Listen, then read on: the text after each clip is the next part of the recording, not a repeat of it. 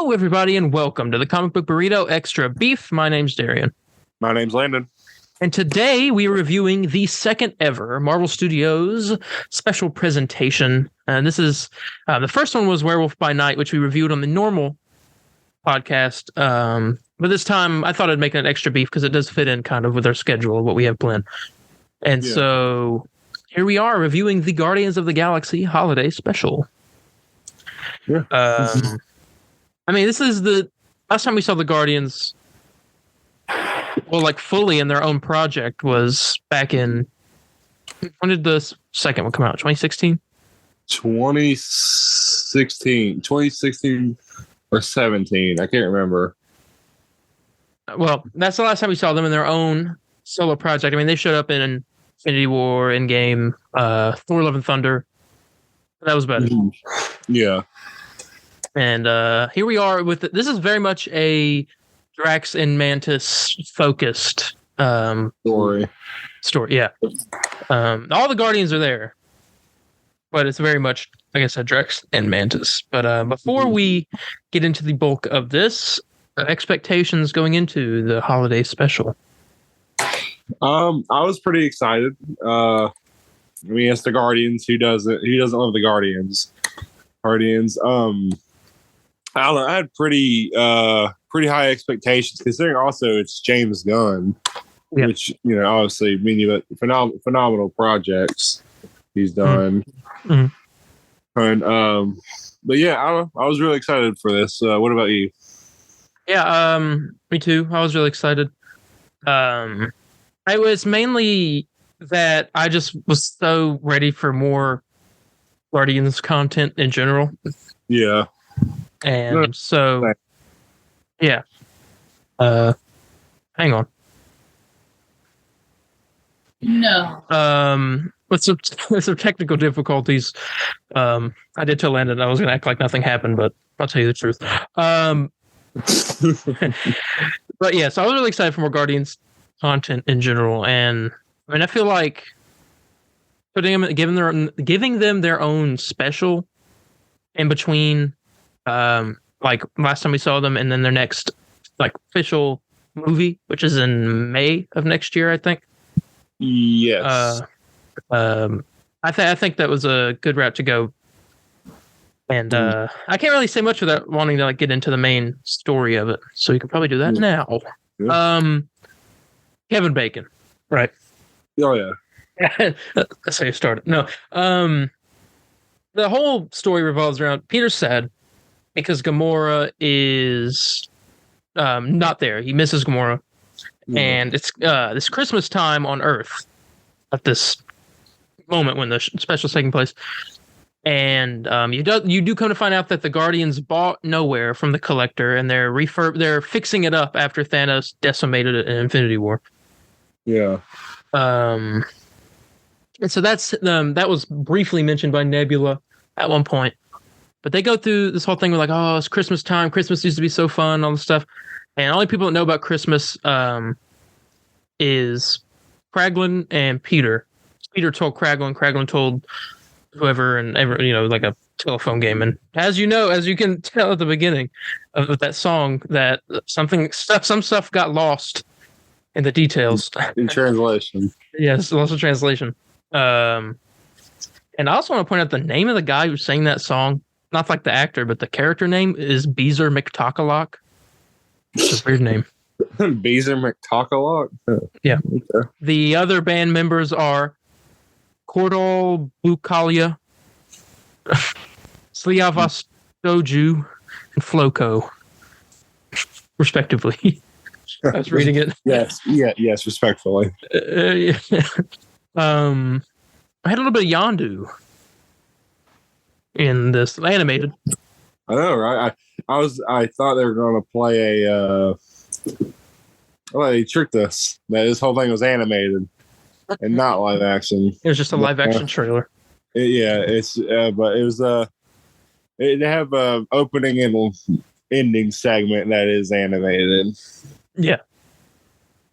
And it shows kind of how Yondu felt about Christmas and all that. But back to the main part of the story. We did meet Cosmo, which we saw Cosmo like in the after credit scene of the first Avengers movie, I think it was.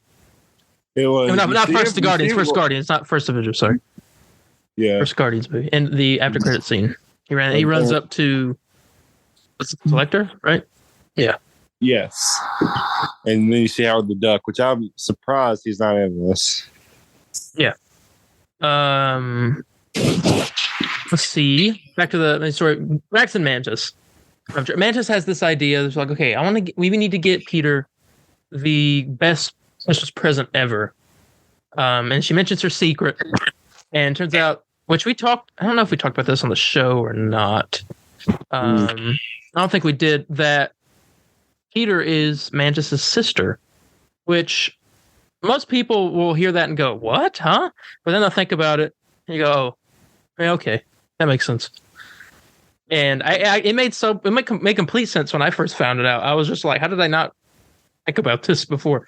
I don't know. I mean, they both have the same dad, so I mean, yeah. I mean, well, I don't know if it was ever like implied. No. I mean, well, she says in the movie Arch Guardians 2 the other day with my girlfriend. Mantis explains in the movie that Ego found her as like a cocoon. Yeah. And so I'm wondering, I mean, I'm guessing that I just assumed that she was like kind of like adopted, which I guess that could kind of mean the same thing, but you know. Yeah. Let me ask this: who do you think? Who's your favorite character in this special? It's hard to say,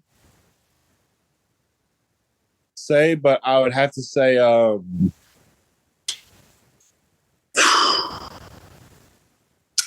don't know. Kevin Bacon does a pretty good performance, and I really enjoy seeing him. I mean, if I had to say one, probably Mantis. Mantis. I gotta say Drax, because I've always loved Drax, and it's always just like so stupid. It's funny. Yeah. Like yeah. Let's see. So they go to Earth. They said there's a very special someone that Peter nonstop talks about, a hero who saved countless lives or something like that. It's Kevin Bacon. They go to first it shows Kevin Bacon at his house, and he's talking with his wife and all that. The Guardians, Mantis and Drax, come from space to Hollywood. And we go. They're walking down Hollywood Boulevard is what I think that road is. I may be wrong. Where like the big theater is. Yeah. Where they're walking on. They saw the like guy dressed as Captain America. It's like Steve. Yeah. That same place, I don't know if you remember, was in Iron Man 3. Yeah, like theater, and it got blown up. So I don't know how. They rebuilt between then and now. I wonder. I like the look. I wonder if Mantis hates Captain Marvel, because like once Captain Marvel shows up in the picture, she gives like a nasty look towards her. I think it's because she like ran up to the guy just Captain America and was like, Steve, because he's wearing a mask. She couldn't tell that it wasn't him. Yeah. But she looked at Captain Marvel doesn't wear a mask, so I guess she knew it wasn't her, and so she's like looking at her like, it's like, yo, who are you? Yeah. I love they called I said Batista. That's not they called Batista. They called Drax God of War. Yeah, which I loved. That was awesome. You think he could play Kratos? Yes. But he probably won't want to. He doesn't like doing shirtless roles anymore. He ain't shirtless. He's just half shirtless. Shirtless. But they go and they're looking for Kevin Bacon. It's this whole thing. They get a bunch of money from people wanting to take pictures with them, and then they go to a bar and they get drunk. Yeah. And Mantis is upset that they can't find anybody that knows where Kevin Bacon is. And the lady hands her a map of the stars, like where celebrities live. Yeah. And I don't know if you saw on that little animation showing them driving that showed John Cena, Margot Robbie. Let me look at the other actors. I'm curious. I don't remember the other people. Map of the Stars. Guardians Holiday Special. Let's see. Map of the Stars. Can you I got a believe picture. Marvel fired this guy? I know. By the way, the name of James Gunn. Can you believe that? Yeah, that's who knows. Okay, so the first one's Margot Robbie. Second is Queen Latifah. John Cena is also there. Arnold Schwarzenegger, which is Chris Pratt's father-in-law, so he's gonna have to pop up. Yeah. Wait, what? You didn't know that? No. Chris Pratt's married to Arnold Schwarzenegger's daughter. Oh my god. Yeah. I'm surprised you didn't know that. I did not know that. Oh wow. Mark Paul Gosselaar. He was in Saved by the Bell. He's also on this list. And that's it. And then Kevin Bacon shows up at the end of it. That's the map of the stars. That's the only stars in Hollywood. Yep. I wish they said Tobey Maguire, but they can't do that. But it would make sense. Let's see. Trying to think. They get to Kevin Bacon's house. Yeah. They jump the fence. And Drax finds his little funny man elf in the yard. Yeah. And she's like, Drax, you can't just take things. And she picks up the candy cane. She was like, I guess that's why it's here. Mm-hmm. They go and break into Kevin Bacon's house. And Drax goes, you're coming with us. It's a Christmas present. And then he gets into this like crazy chase scene. Yeah. Like very James Gunn music playing background. Yeah. So like on an alien for Christmas or something. Yeah. Mantis like creepy doing that like whole jumping thing she was doing. Oh yeah, I was like, Jesus. I went out. Right. It seems like she definitely had what's the actress's name? Tom Clemenchev. She definitely had more fun playing with the character. She like Mantis. She acts like a different Mantis than what we saw in the last couple times. Yeah, she's more like I don't know. I guess she's more acclimated to the Guardians. Would be a good way to say it. Mm-hmm. I did notice at one point in the special, there are 2 times throughout the thing that there's an ad for a movie starring Kingo, that Eternal. That was a celebrity. Oh, I didn't even see that. Yeah, twice. There it is in the background. I watched it 3 times. Once by myself, and once with different people. I just saw it once. Yeah, and so there's like other 2 times I was sitting there like. The second time I kind of watched it to make sure I didn't miss anything like story wise, and then third time I was sitting there like, all right, let's see Easter eggs, and I noticed those 2 while I was watching that. Also, they have a new ship, the Guardians. Yes, I saw that, and it like has like cloaking, stuff to it. It's called the Bowie. Oh, is it really? I didn't even notice. Yeah. So yeah, that's their 3rd ship they've had. Yeah, because the first one gets destroyed in the first movie, then the Nova Corps fixes it. Yeah. I guess what happens to the other ship? Did the Nova Corps fix it, or they just give them a new one? The Nova Corps, because they had. Well, they said it's pretty much they had the Benatar. They used all like the original part. They found all the original parts to get as close as possible.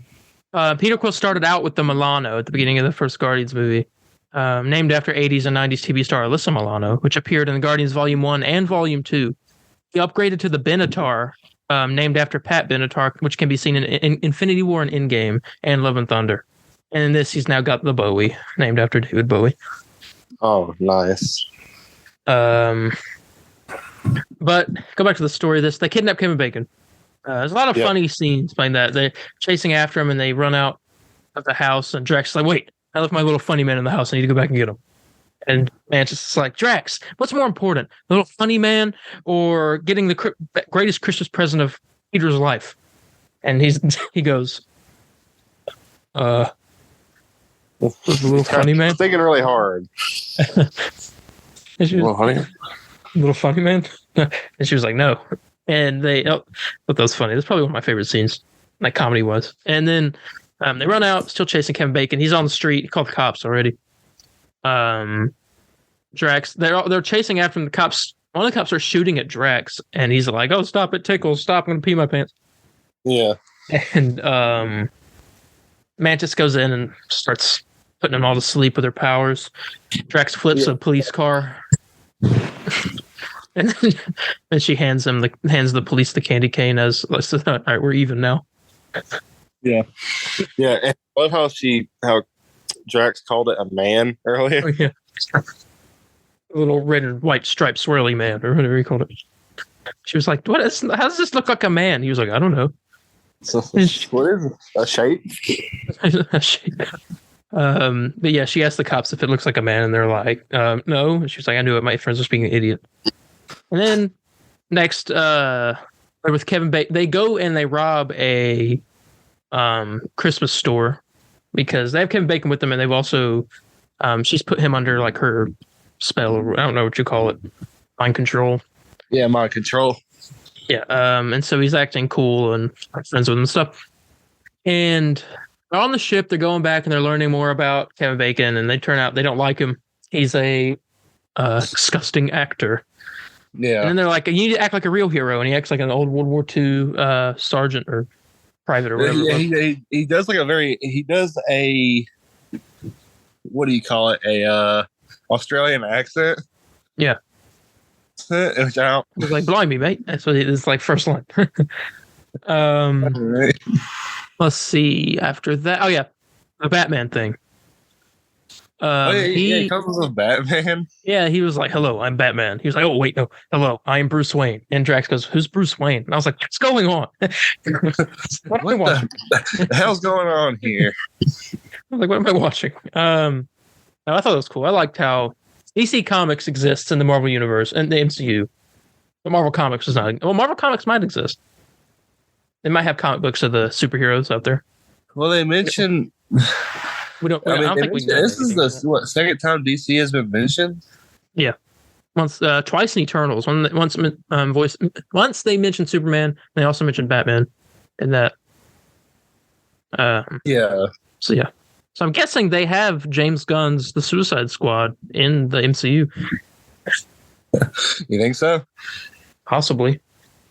It's a possibility. It's weird to think about. But anyway, if they get back to Earth and they have the whole place decorated, Peter. By the way, Groot. Let's talk about Groot real quick. That boy got big. Swole Groot. Oh, yeah. Swole. Yeah, Swole yeah, Groot. he got huge.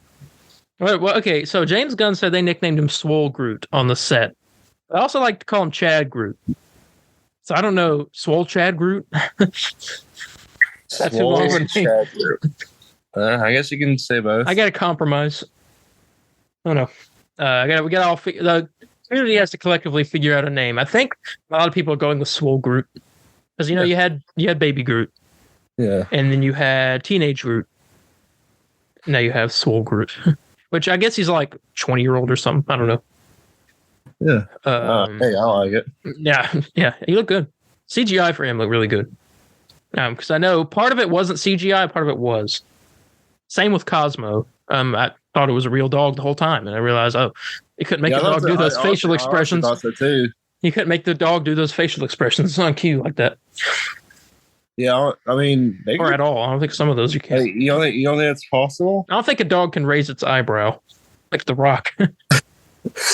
I think a dog. I don't know. But yeah, they get there. Peter walks out and they have the whole place decorated. It was a really nice scene. He was like smiling and he's like, "Oh wow, guys, this is so awesome." And Groot wheels out the present, and Peter's all smiling, walking up to it, and then you hear him going, "Hey guys, can you let me out of here? There's no air." And then you slowly see his face just like start to go like, "Oh god." And he gets there and he opens it up. And it was Kevin Bacon. And he was like, "What did you do?" She's like, "We got you Kevin Bacon as a Christmas present." It's like, "You got me a human being as a Christmas present?" Yeah. I knew something like when they were going to get him, I was like, he's not going to like this. He's not gonna like it. Yeah, and he's all like, "That's human trafficking." Human trafficking, and Drax was like, "Yes." Oh gosh. But then she takes Kevin Bacon out of the trance or whatever, and he screams. He looks at Rocket, and he's like, "It's a talking raccoon," and then Rocket's like, "Kill you." Okay. He doesn't like being called raccoon. I saw Groot catches him before Rocket can attack him. Yeah. Let's see. Kevin Bacon runs off. Nebula goes after him, and Peter's like, "Don't kill Kevin Bacon." And you hear Nebula in the background go, "You can't escape me, Bacon."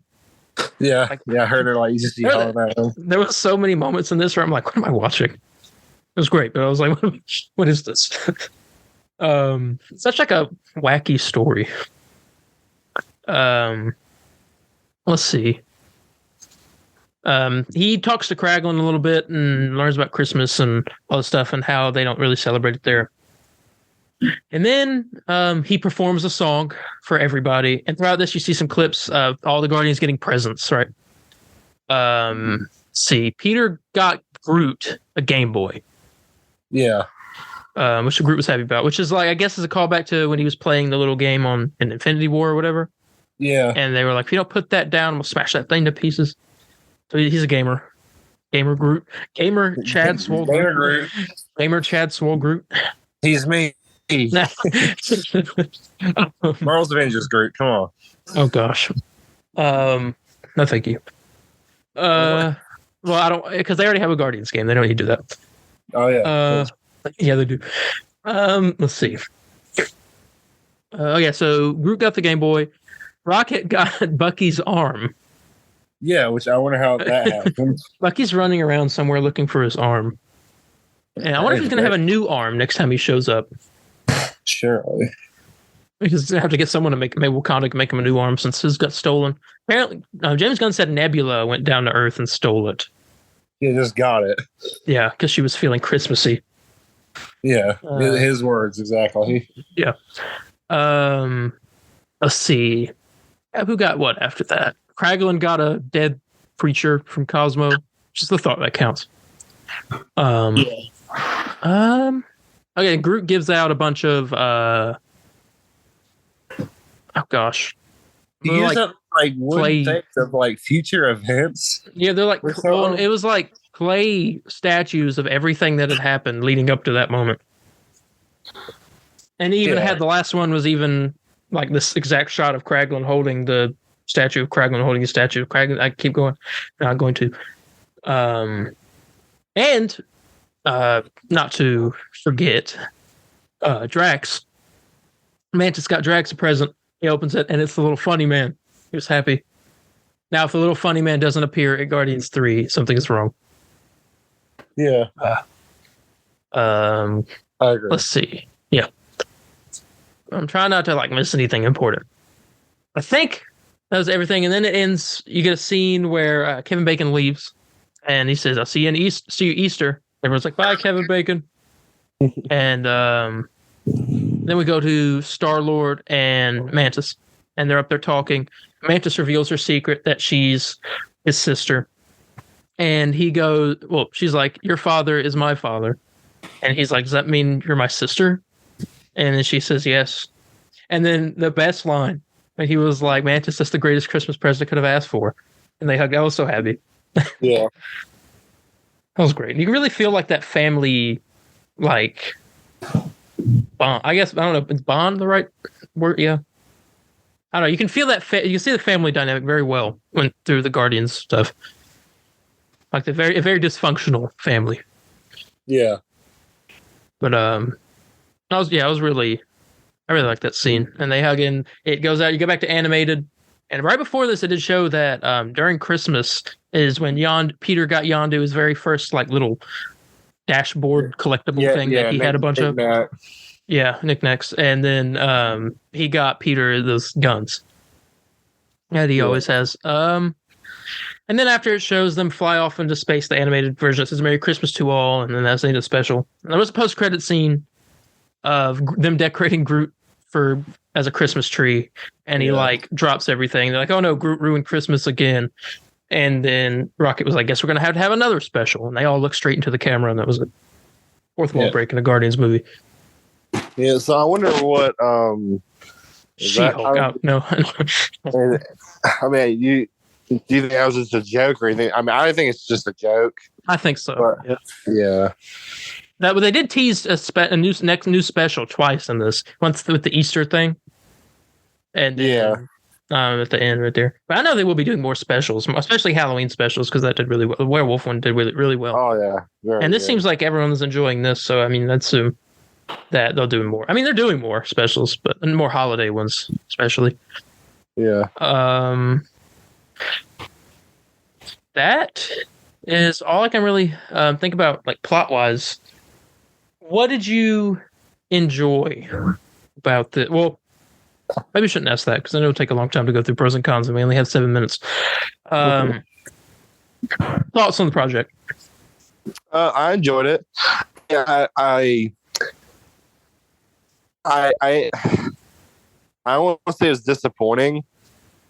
I say my only complaint, I just wish we got more Guardians into it rather than just Mantis and Drax. As much as I love them, I wish we got more Star-Lord, more of Rocket, more of Groot. You know what I'm saying? And or more interaction with them or something. I don't know. It's probably really hot. It's not as good as I thought it would be, but it's still really good, if that makes sense. I would rather watch I think the Halloween special is better than I agree. I don't know if you can. I mean, you can't really compare the two due to obviously Halloween and Christmas, but I don't know. Something about the Halloween special was just more better made than this, but this is not bad in any way. This felt very much like a cheesy Christmas movie. Yeah, which was probably maybe the point. Yeah, maybe the goal. Yeah. I really enjoyed it. I did like Werewolf by Night a little bit more, but this is a nice way to, officially end off Phase 4. Yeah. Trying to think. Next week on Extra Beef, before we rate this, by the way, just let you know, next week on Extra Beef will be our wait. Let me count days. Hang on. What's next Wednesday? What's next Wednesday? What's the date? Not this upcoming Wednesday, but next. Let me look at my calendar, actually. 7th. Okay. Yeah, okay. That's one day before our Game Awards stream. Mm-hmm. So that y'all know, that day we will have a MCU Phase 4 ranking episode on Extra Beef. Okay, never mind. I was going to ask if you wanted to do a review of Bucky, but I guess we can do it on a regular podcast. Yeah. And then we get to the new year with the Arkham Files Season 2, and then after that, we will finally pick back up with our Extra Beef wheel. Finally. That's been a while. It has been. Where's that Blade review? Where's that Blade? The Ghost Rider. The Ghost Rider. Oh, it's the Ghost Rider? Yeah. Well, I think we have to take that off because we don't have ways to watch it. It's not streaming. I didn't realize. It's called, but we'll see. Well. Yeah, we'll go ahead and rate this. So what would you rate? This is special. How did we rate the last special? Was it out of 5? Or did we just do 10? Mm-hmm. You want to do out of 5? I think we'll do out of 10 because it is a project. So, last time we rated the werewolf one high because we really didn't have much to compare it to. Mm-hmm. So I don't know how exactly to rate this, but what would you rate the Guardians of the Galaxy holiday special while I think about it? Out of 10. Out of 10. Out of 10. I'd give it an 8. I'm feeling that.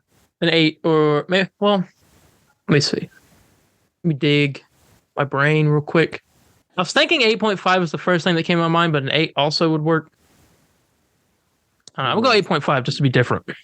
8.5, yeah. We'll do an 8 and 8.5 for the Guardians of the Galaxy holiday special, and that concludes our review of that project.